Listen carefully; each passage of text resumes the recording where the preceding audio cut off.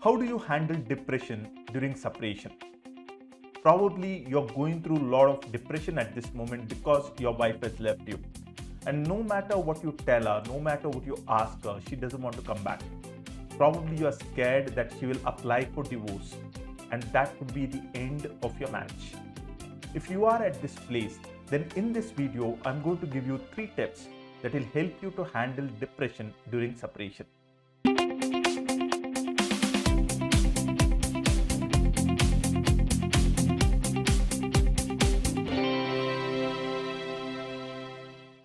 Hi, Coach Val here.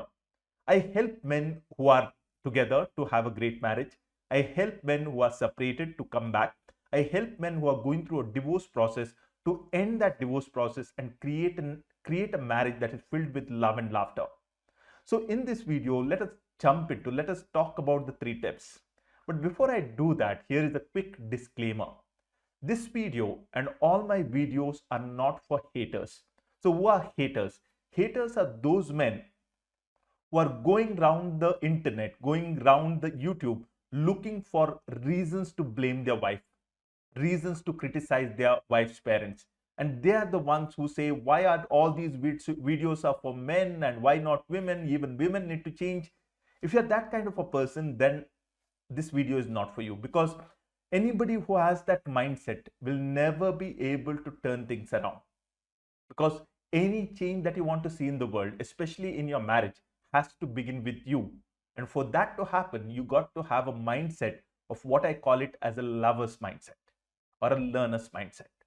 So if you are a lover who really believe that you are a wonderful human being, your wife is an amazing person, and you really want to find out from a relationship science perspective what really went wrong, then this video and all my videos are for you. So let us jump into understanding the 3 tips. And before that, there are a couple of things that I want to talk about. The first thing that I want to let me give you a broad outline of what is included in this video. The first thing, I'm going to talk about the symptoms so that you get a sense of whether you are going through this difficult phase of depression. The second thing, I'm going to talk about why come out of it, because it might sound logical that of course you have to come out of depression, but if you're going through depression, you might not have a reason to come out of it, which is very important. If you're not going through depression, obviously you will have 101 reasons why someone else should come out of it. But if you are in that depression, probably you're looking for reasons. And the third one is, of course, I'm going to talk about the tips. So let us start with the symptoms.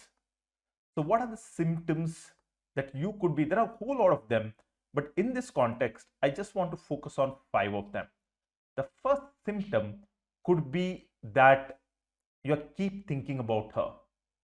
You keep thinking about her. This is the first symptom. The second symptom could be that you're not getting proper sleep.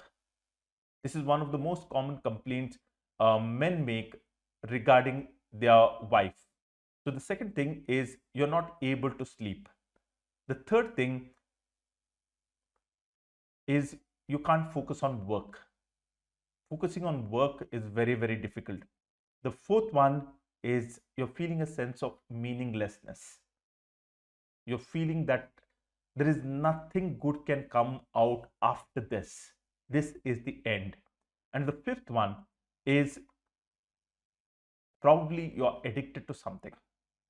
So these are the general symptoms that I've seen with men who are going through separation. Now let us understand why to get out of it, because this is a very important element that you got to understand. So why come out of depression? There are 3 things that I have put down. The first thing is Devdas.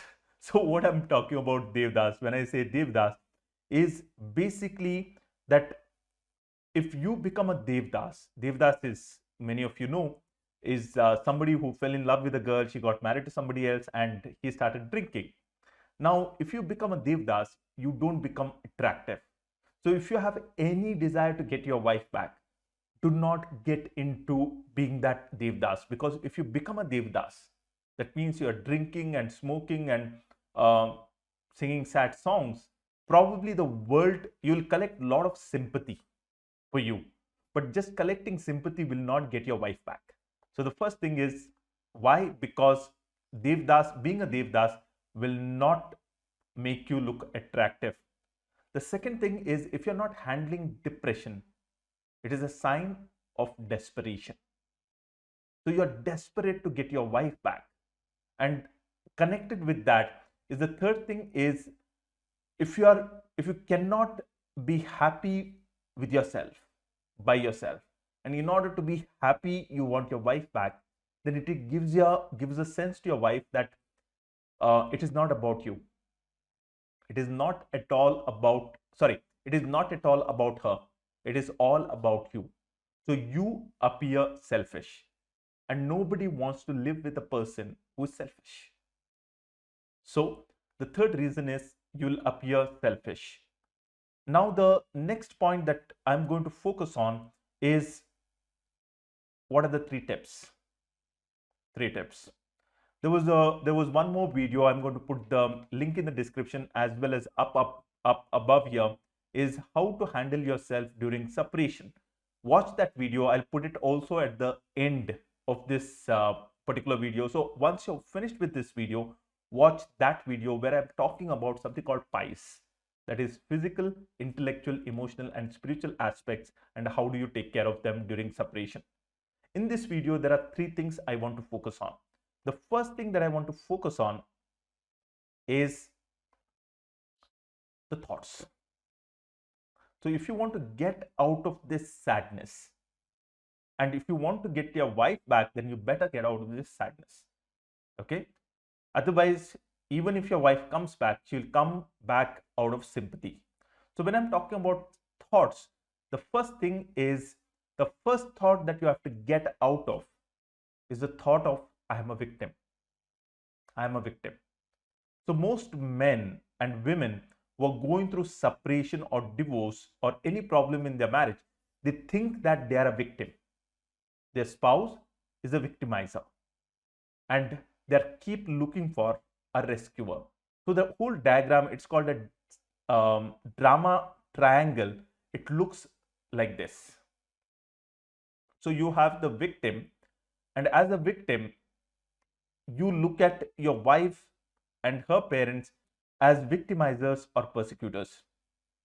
And then this kind of a thought will create more and more hatred for her parents, for herself, for everything that she has done. And when you have these kind of thoughts, you will never be able to get out of depression. You'll never be able to create love into your relationship. And if you can't create love in your relationship, your wife will never come back. The second thing is the thought that I can't live without her. Now, this kind of a thought is very dangerous, because if you have this kind of a thought, it is far from love.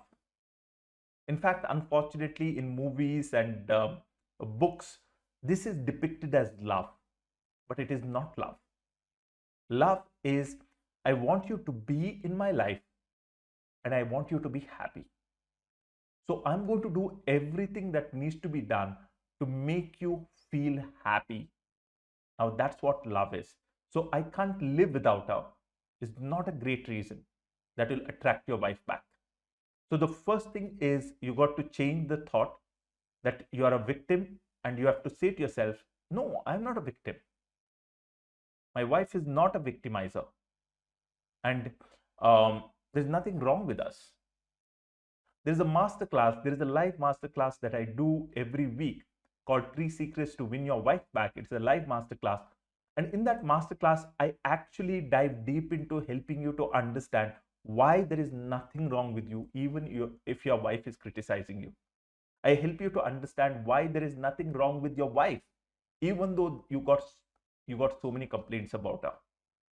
So if you are interested in attending this masterclass, then I invite you to go to this link, that is Coach Val, that is COACHVAL, coachval.co, coachval.co, and attend this live masterclass.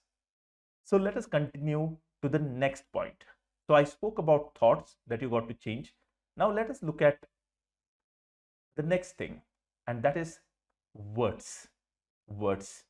What are you saying? What are you saying? So let us start with first, who are you talking to? Who are the people you're talking to? Now, one of the things that happens, that this is for everything, any kind of failure in life. Let's say you failed in an exam, you tend to make friends with those who have failed, and then start complaining about the teacher, the mark sheet, the question paper setters, the school, the board, everything. Okay, if you have failed in a business, then you would like to sit in some bar with a few friends of yours who have also failed in their own respective businesses, and then start talking about the government, the COVID, and the taxes, and how they have ruined your business. Now, if you are going through a difficult phase in your relationship, it is very easy to find groups. It is very easy to find other people who are going through a similar struggle. And once you find these groups, once you find these people who are going through a similar struggle, you're going to sit with them and talk ill about your wife. She has done this, she has done that, she doesn't love me, she doesn't care about me. I sent her a gift on her birthday and she rejected it. Now, when you talk like that will not help you to come out of depression. That will not help you to make help you to feel better. That will not help you to connect with your wife. So there is absolutely no point in talking about these things. It will only push you back into depression. So the first thing to, when it comes to words, is just be careful of who are you connecting with, who are you associated with. We have a program called Awesome Marriage. We have a program called Awesome Marriage Coaching Program. And in this program, we only talk positive about our spouse, because, and the right group of kind of people we have. And with the right mindset, there are so many men who are getting their wife back. There are success stories. You can just go for the look for the playlist success stories in our channel, and you'll find so many success stories. How is it possible?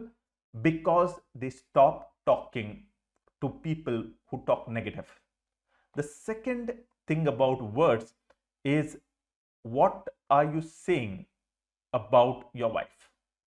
What are you saying about your wife? And when I'm talking about this, one thing that happens to all of us is, in fact, this point comes here. This point comes here is, when we are going through difficult phase, we actually look for, I spoke about this earlier, we look for rescuers. We are looking for rescuers, and our friends can become our rescuers.